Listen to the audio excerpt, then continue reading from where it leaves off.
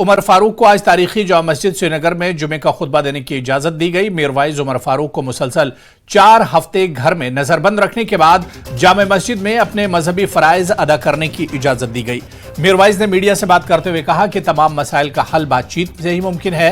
मीरवाइज ने कहा कि इन्हें 4 हफ्तों से जामा मस्जिद में नमाज अदा करने की इजाजत नहीं दी गई और ना ही इन्हें कोई वजह इसके लिए बताई गई।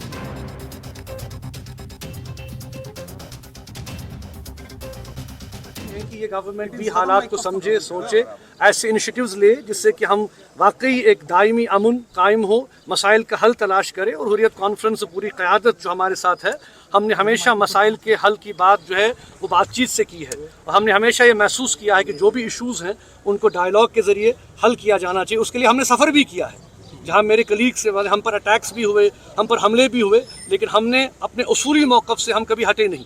और हम तवक्का रखते हैं कि हुकूमत भी अपनी पॉलिसी में तब्दीली लाएगी, नरमी दिखाएगी, एक ह्यूमन अप्रोच के साथ, एक रियलिस्टिक अप्रोच के साथ आगे बढ़ा जाएगा। और यहाँ भी मैं ये भी कहना चाहूँगा कि जो जवानों की यहाँ पे प्रॉब्लम्स हैं, ख़ासकर जैसे मैंने कहा कि बार बार आप देखिए कि बहुत तादाद अभी जवानों की जेलों में हैं, बंद हैं, उनको भी रीथिंक करना है उस पॉलिसी पर।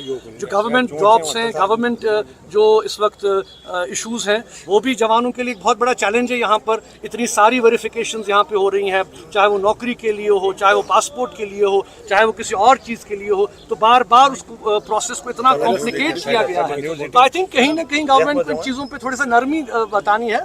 और लेट अस होप कि एक मुस्बत पॉलिसी के साथ गवर्नमेंट आगे आएगी। अगर वो 1 कदम चलेंगे, हम यहाँ से 2 कदम चलेंगे। लेकिन ये जो बार बार हमें बंद किया जाता है, कहीं जाने नहीं दिया जाता है, और मैंने इस पर भी बात की कि जो FIR वगैरह, ACB वगैरह, इन चीज़ों से हम कोई डरने वाले नहीं हैं। हमने माजी में भी ये देखा है, जो सदाकत जो है वो बिल्कुल वाज़ेह है, हम इससे कोई प्रेशर में भी नहीं आने वाले हैं। हमारे जो मौक़िफ़ है वो बिल्कुल वाज़ेह है, हम कोई जंग व जदल नहीं चाहते।